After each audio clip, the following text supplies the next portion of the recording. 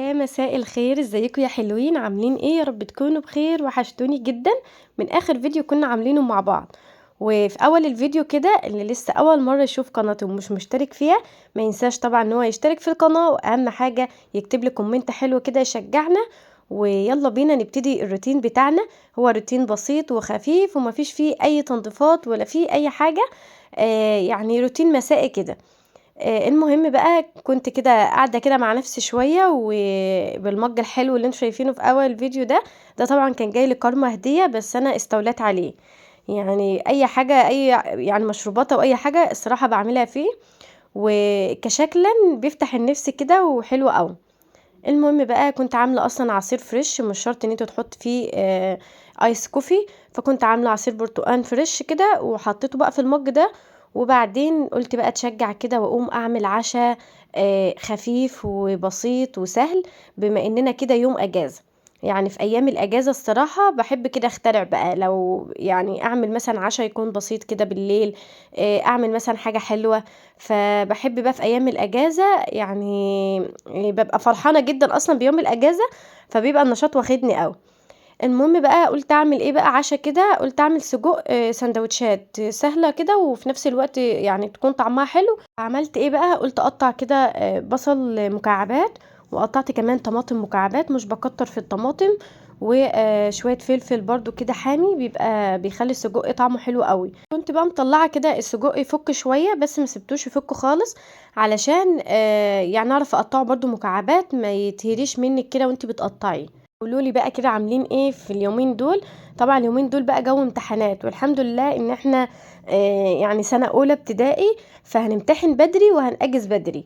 يعني نشم بقى نفسنا شوية كده ويبقى عندنا اجازة حلوة.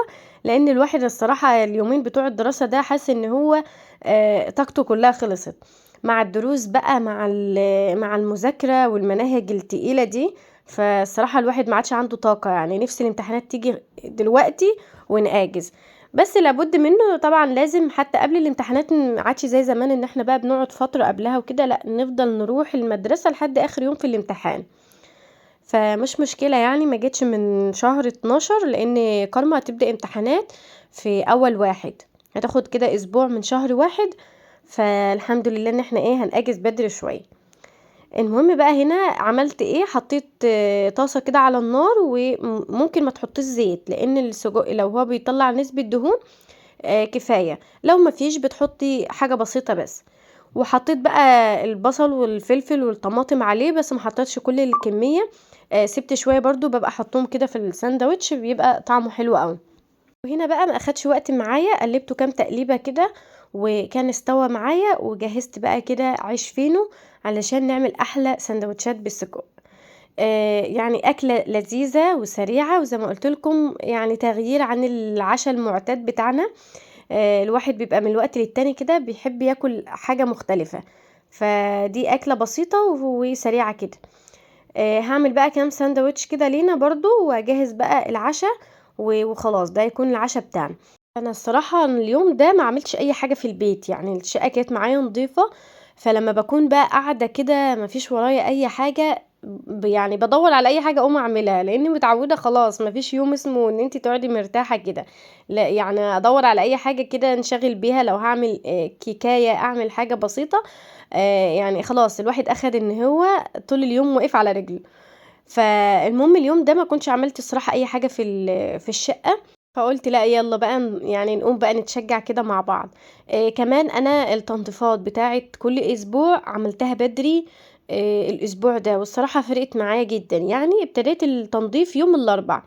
انا كل تنظيفة مثلا بعملها يوم الخميس، بحيث ان يوم الجمعة معايا اجازة.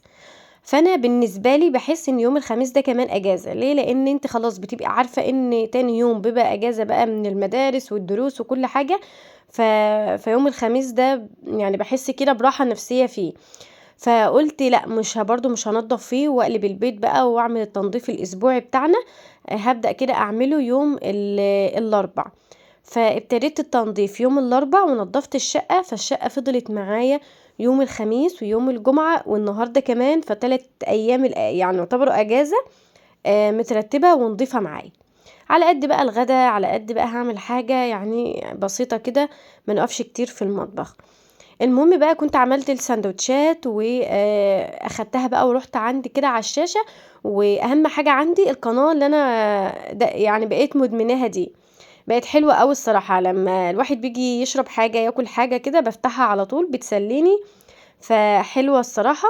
المهم بقى اخدنا الساندوتشات بتاعتنا وقعدت بقى هناك كده في الصالة، وبعد ما اتعشينا كان نفسي اعمل حاجة حلوة. ف يعني اكتر حاجة منجزة معايا وفي نفس الوقت بتبقى حلوة وطعمها حلو وما بتاخدش وقت هي المكرونة بلبن. طريقتها سهلة جدا، اللي هي بتبقى في الخلاط وبتبقى منجزة وما بتاخدش وقت.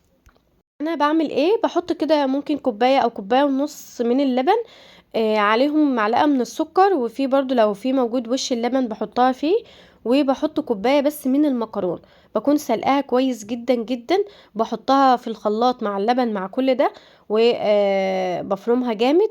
وبعد كده بقى بكون مجهزة باقي اللبن على البوتاجاز، ممكن 3 كوبايات مثلا من اللبن كده بحطهم على البوتاجاز. وبعد كده بحط بقى المكرونة او الخليط اللي هو بتاع المكرونة باللبن اللي انا عملته في الخلاط بنزل عليه، وبظبط بقى السكر حسب ما انت عايزة، وبحط بقى نشا علشان تتقله شوية، وبحط بقى يعني ورقة كده من الفانيليا برضو تديلها ريحة كده وطعم حلو، وبقلب كل المكونات دي في بعض لحد ما السمك بتاعها بيتقل. الصراحة الخطوة دي حلوة جدا ان انا بفرمها في الخلاط، لان بتديكي نفس الطعم ونفس القوام ونفس الشكل بتاع المكرونة اللي بره. عادي ممكن تعمليها زي ما هي، بس انا صراحة بحبها كده ان هي تكون في الخلاط بتبقى حلوة وسريعة وسهلة كده، ما بتقفيش بقى كتير. المهم بقى هجيب بقى صينية واكون دهنها برضو قطعة زبدة كده او سمنة، وبعد كده بنزل بقى بالخليط. وهنا دي كانت عندي سمنة بلدي، فقطعتها كده على الوش برضو علشان تديلي لون حلو، يعني المكرونة تبقى اخده كده لون حلو. هشغل بقى الفرن عندي وهحطها الاول كده تاخد لون من تحت، وهحطها بقى فوق برضو تاخد لون كده من فوق يبقى شكلها حلو وفي نفس الوقت ما تتحرقش. يعني انا الفرن بتاعي الصراحة بيشتغل من فوق وتحت الاتنين مع بعض، فبشغله مرة واحدة. لكن اللي هو اللي فوق بياخد لون بسرعة عن اللي تحت. فبعمل ايه؟ بشغل الشوايه من تحت اول تاخد لون، وبعد كده بطلعها على الفرن ما بتغيبش معايا.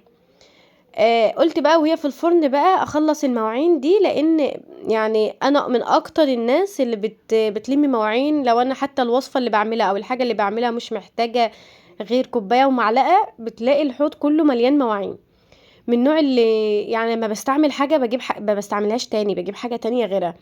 فباجي في الاخر بلاقي الصراحه الحوض مليان مواعين، مش عارفه بقى حد زي كده ولا لا، يعني بيستهلك مواعين كتير. علشان كده يعني بشغل الغساله بتاعه الاطباق، بتبقى منجزه معايا في اكتر الاوقات. يعني اكتر الاوقات بعمل حاجه بس ببقى مش قادره ان انا اغسل مواعين، بلاقي الحوض في الاخر مليان مواعين، فانا بستعين بيها بقى، ده المنقذ بتاعي. فبقوم رصه فيها المواعين وخلاص. بس بقى بما اني كنت واقفه علشان بتابع المكرونه اللي في الفرن، فقلت مش مشكله اغسلهم كده على ايدي. وكمان كان في بقى حلل وحاجات بحب ان انا اغسلها صراحه برضو على ايدي، ما بحطهاش في الغسال. لكن بقى المعالق كوبايات الاطباق الحاجات دي بتبقى حلوه قوي في الغسال.